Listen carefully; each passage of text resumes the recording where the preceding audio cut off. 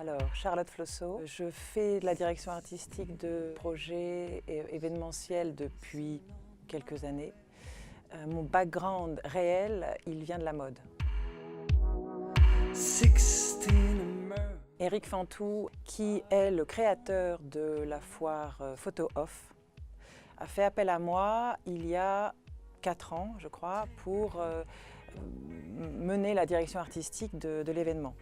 Ensuite, What's Up Photodoc, que j'ai entièrement créé l'année dernière, est une naissance de Photo Off.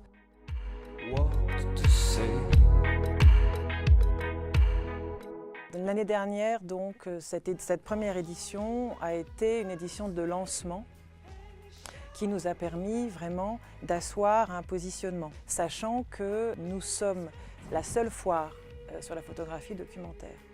Et What's Up Photodoc va exister en 2 temps forts.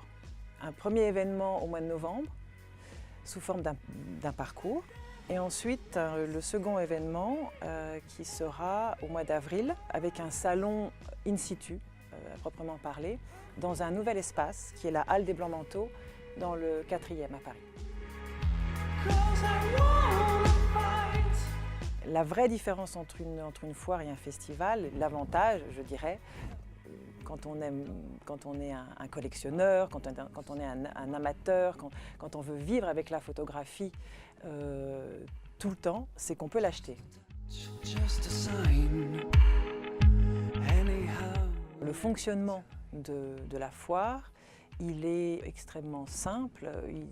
Il consiste à recevoir des participants qui sont en grande partie des galeries, qui s'installent sur un stand qu'ils auront défini, dans lequel on découvre, on a accès à une sélection photographique qui appartient entièrement à la galerie sélectionnée. Ce qui a fait What's Up Photodoc jusque-là, effectivement, ce sont les participants et le deuxième bureau, qui est un élément extrêmement important dans notre phase de développement. Le deuxième bureau est ce bureau de presse créé par Sylvie Grimbach, qui nous accompagne depuis l'année dernière. La photographie documentaire, c'est le résultat d'une immersion au long cours qui s'opère entre le photographe qui s'immerge totalement, souvent pendant un minimum de plusieurs jours, parfois de plusieurs mois, et qui rentre en interaction avec le sujet qu'il a photographié. Parmi les photographes qui ont fait l'édition 2015, je vais en citer quelques-uns. Il y a Aymeric Luisset, Yann Morvan, Tom Wood, Édouard Beau, le YPF qui est un festival, le Yakushima Photography Festival, Françoise Lambert, Brice Portolano, Yukishi Watabe, représenté par la galerie In Between, et le photographe Moï. Il a la particularité de lui-même s'immerger dans ses photographies. Donc c'est entre un travail d'autoportrait et un travail d'ethnologie.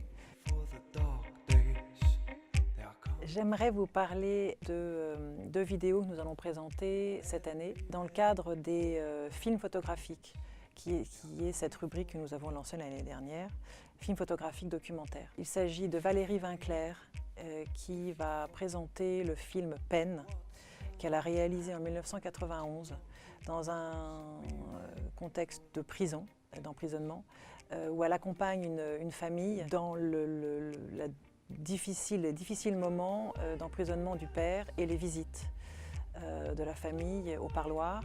Et c'est un film absolument magnifique au point de vue humain. Il y a eu un réel accompagnement. L'issue est d'ailleurs plutôt formidable et je pense qu'elle y est un peu pour quelque chose. C'est aussi la force de ce travail documentaire.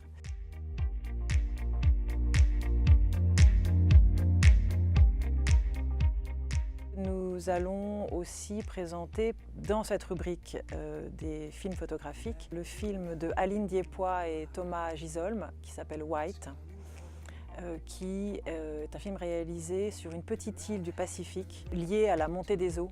Et c'est une île condamnée. C'est assez beau, la manière dont Thomas et Aline ont de présenter cette île. Ils l'associent à ces canaris que les mineurs emportaient avec eux dans les mines. Lorsqu'un canari cessait de chanter, il y avait un danger imminent et les canaris étaient l'alerte pour les mineurs qui leur permettait de s'échapper à temps. Et Aline Diepois et Thomas Gisom considèrent que Kiribati est un canari au regard de ce que le monde est en train de subir par rapport au réchauffement climatique.